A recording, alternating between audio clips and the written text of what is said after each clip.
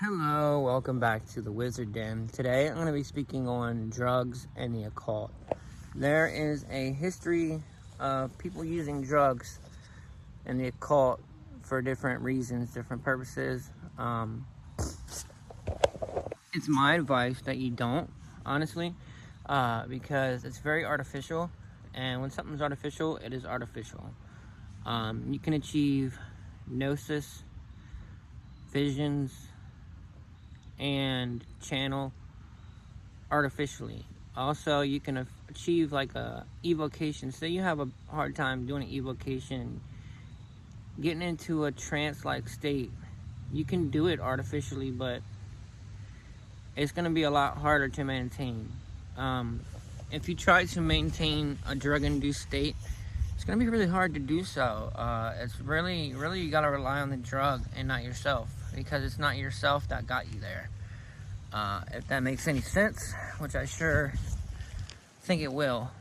When you do things and learn things the correct way, you'll be able to achieve it correctly, right? And then if you do it the wrong way, you won't know how to do it or how to hold it.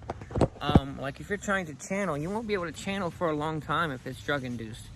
You might have I don't know, 15 seconds before your mind flutters because you're not used to having concentration, focus.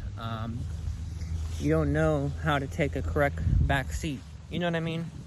You might just leave your mind for a little bit. And especially when it comes to achieving enlightenment through things like DMT or Szechuan or whatever the fuck it's called. It's the liquid version of DMT. I mean, it's not gonna be the same, and you're not achieving enlightenment at all. You're just tripping balls. I know because I have done these drugs. I have done a lot of drugs, so I can speak for 98% of them. And trying to achieve anything occult-wise, enlightenment-wise through drugs isn't recommended. If you're trying and it worked for you, I mean, that's great, but still, you're still going to have the same underlying issues. Holding focus, taking a back seat, zoning out to encase a vision and, actually use your imagination. Same underlying issues will still be prevalent. When you smoke weed, you might get into a different altered state. That might actually be helpful.